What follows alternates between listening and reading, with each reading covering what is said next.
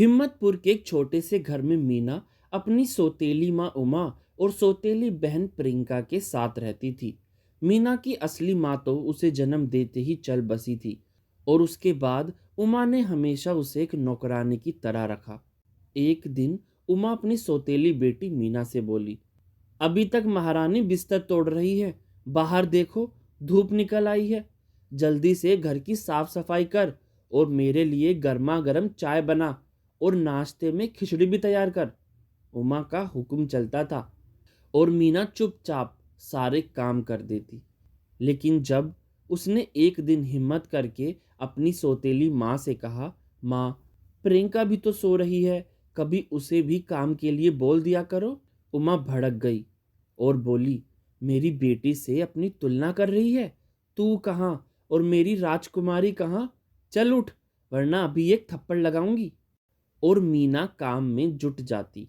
समय बीतता गया और जैसे जैसे मीना घर के सारे कामों में निपुण होती गई, प्रियंका और भी आलसी होती चली गई। खासकर खिचड़ी बनाने के लिए मीना का कोई जवाब नहीं था। एक दिन एक बड़े घर से मीना का रिश्ता आया।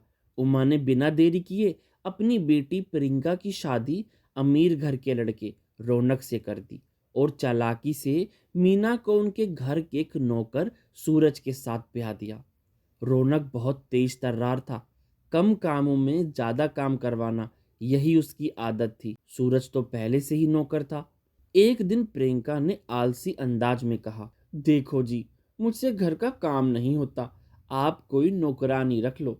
रौनक ने तुरंत हुक्म देते हुए कहा, सूरज, सूरज, इधर आओ। सूरज आ जाता है। रौनक बोला, सूरज, अपनी बीवी को बोल दो कि हमारे घर आकर खाना बनाए। साफ सफाई तुम कर देते ही हो, तुम्हारी कमाई डबल हो जाएगी। घर जाकर जब ये बात सूरज ने अपनी पत्नी मीना को बताई तो वो चौंक गई और बोली, देखो जी, प्रियंका भले ही मेरी सौतेली बहन हो, लेकिन है तो वो मेरी बहन ही। लेकिन मैं उसकी नौकरानी नहीं बन सकती। हमारी भी कोई इज्जत है, तुम उनको साफ मना कर दो। सूरज ने जब ये बात रौनक को बताई तो रौनक को बहुत गुस्सा आया और बोला, अच्छा, सेल्फ रेस्पेक्ट की बात हो रही है। सूरज, तुम नौकर हो तब तो उसे कोई इज्जत की चिंता नहीं, लेकिन जब तुम्हारी बीवी से काम करवाने की बात आई तो उसको सेल्फ रेस्पेक्ट याद आ गई।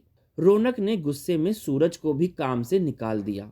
अब सूरज और मीना के पास ना कोई नौकरी थी, ना कोई सहारा।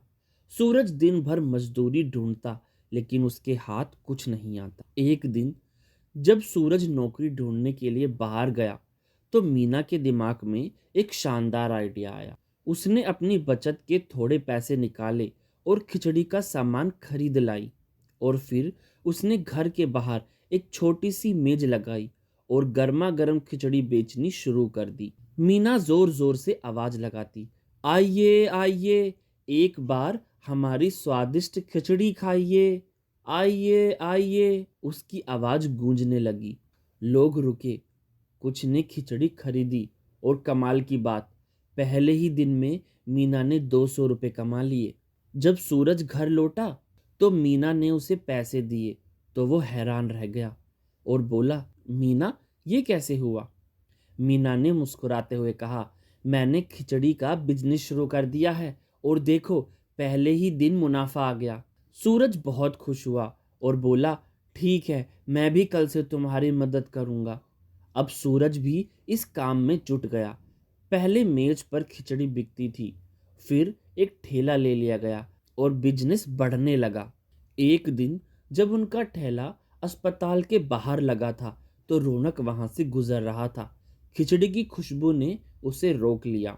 यार, ये महक तो लाजवाब है, एक प्लेट लगा दो। खाने के बाद वो चौंक गया और बोला, एक तरफ तुम हो जो इतनी स्वादिष्ट खिचड़ी बनाती हो और दूसरी तरफ तुम्हारी बहन, उसे तो ढंग से खाना बनाना तक नहीं आता।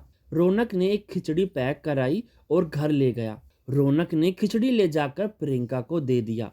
प्रियंका ने कहा, ये खिचड़ी तो बिल्कुल मीना जैसी लग रही है। रौनक ने जवाब दिया, ये मीना की ही खिचड़ी बनाई हुई है, उसने ठेला खोल लिया है, तुम्हें तो अच्छे से खाना बनाना तक नहीं आता। प्रियंका को गुस्सा आ गया। वो सोचने लगी, उस 2 कौड़ी की लड़की की इतनी हिम्मत कि मेरा पति उसकी तारीफ करे। अब मैं इसे कैसे बर्बाद करती हूँ। प्रियंका ने चालाकी से रात भर खिचड़ी को बाहर रखकर खराब कर दिया और अगली सुबह वही खिचड़ी लेकर मीना के ठेले पर पहुंच गई। लोगों की भीड़ लगी थी।